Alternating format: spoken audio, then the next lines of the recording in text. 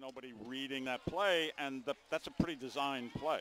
You want to end up with a cross in there, and the strikers or whoever was in the penalty area for Duke just didn't figure it out. Brooke Elby is in for the lone goal scorer tonight. Meg Morris to the UNC sideline. It's a 1-0 Carolina lead.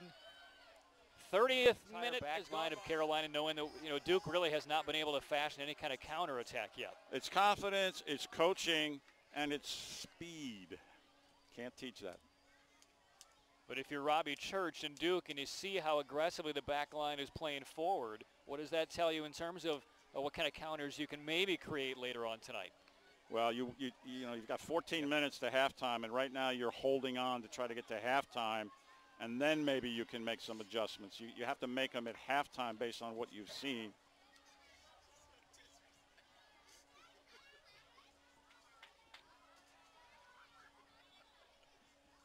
The problem for Duke is they're just not generating enough of their own chances. The shots right now are 7-2, and the possession is probably the same, and the overall flow of the game is pretty one-sided. Because they just simply can't find a sliver.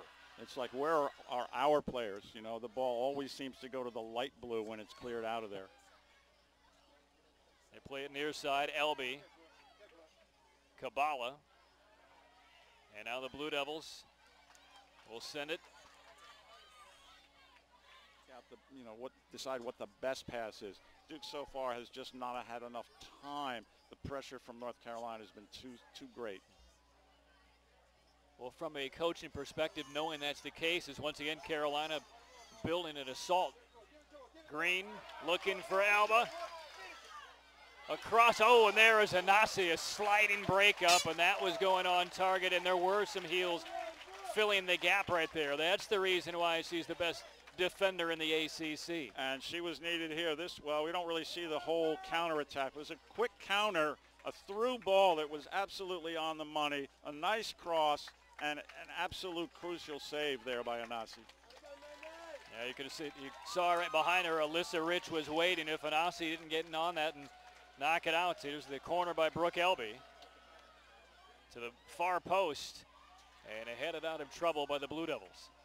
Not a bad serve. Absolutely no UNC player there challenging for the ball. Now, the corner kicks, I think, for both teams have not been particularly well executed. 1-0 lead for the Heels. This is Dunn. Into the box, high. Mark finds some space, and sent it across, and headed away, and contact in the penalty box. And a whistle, and we'll have a foul. That was Cassie Peck, but that was a tough one. Yeah, but this really does have the perception, the feeling right now that Duke is simply surviving. And there you see a little bit of a turf monster taking care of Kerr, and as if North Carolina needs any more possession time. Nice read there by Kabala, and she does keep it in with acceleration. This might be Duke's best chance of the night. Across, and Murray with that high right leg. A beautiful play by Sitz to the Carolina sideline. Within the final 10 minutes of the first half. Pecht looking ahead. Cobb, Gardner on the chase, and she will intercede. And she'll keep it in. Fire it ahead. And look at the strength. And a beautiful touch pass by North Carolina's Paige Nelson right there. And Carolina wins possession. Duke fans unhappy with that call. Nelson to Elby. Elby with some space. There's Anasi right in front of her. And again, the turf causes a disturbance. But Elby gets it back. Looking far side. And now Duke will have an opportunity with Lip to clear it. The pace of this game has really picked up on both ends. And it's mainly because of the pace that North Carolina plays at. Duke is sensing that when they get the ball, they better go quickly before they get a double and triple team. So both teams are playing probably quicker. Certainly Duke is forced to play quicker. North Carolina transferred in from Yale and is simply kind of outclassed a great group of other goalkeepers on this Carolina squad, and has become the everyday or the every game starter. It's an amazing story when you consider that the starting goalkeeper for the U.S. national under-20 team, world champions, is on the bench at this point. She has been beat out for the starting goalkeeper position by a transfer from the Ivy League. So you've got to give Adelaide Gray just a tremendous amount of credit. Looking into the box on diving Kay. Can't kind of corral it in, but saved out there. That's the first great opportunity Duke has had so far, and Kelly Cobb getting involved. And that was a quality serve. I don't know if Kelly Cobb is quite up to the speed level she wants to be. She couldn't quite get to that ball, but it was a great chance. All right, here's a look. A little chip with the left.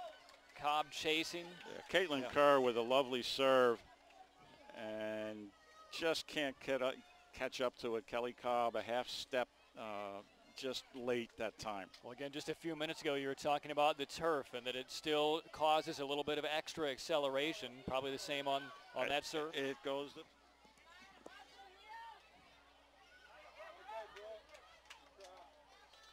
Well, Duke with 10 seconds. The head coach of North Carolina, Anson Dorrance. And Anson, first off, your thoughts on, you told us we were going to see very aggressive early play tonight by the Tar Heels. We certainly saw that. Yeah, I mean, we've played this system forever, the semi-flat back 1-3-4-3. The nature of the system for us is it allows us to exert a lot of pressure on the ball, but to Duke's credit, I mean, they've broken our pressure several times, so I don't feel entirely comfortable. I think Duke has done some very nice things to attack our box, but we've got to continue to, get the kids to grind away. It's not easy to play this system for 90, and I hope we have our legs in the second half.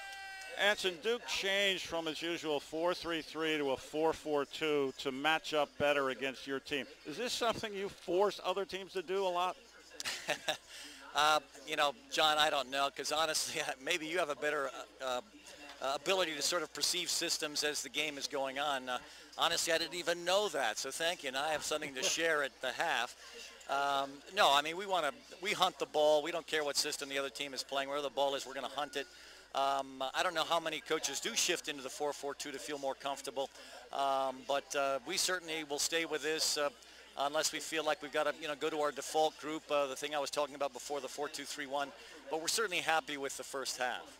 All right, Anson, thank you for your time. We'll see you in the second half. Thank you. All right, a 1-0 lead for North Carolina on the Meg Morris goal in the 10th minute.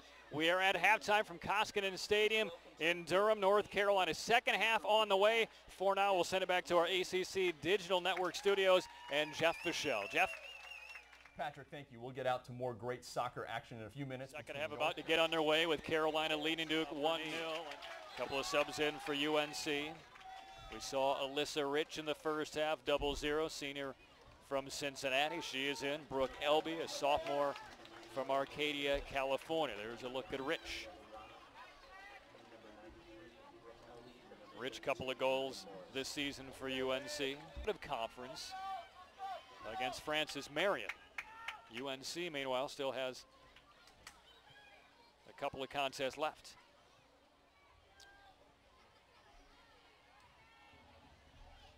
But she was able to keep the ball, take her on, get behind, get a cross in. Very well done. Oh, great serve in off the corner. Still loose out front. Kicked high, and can Carolina clear her?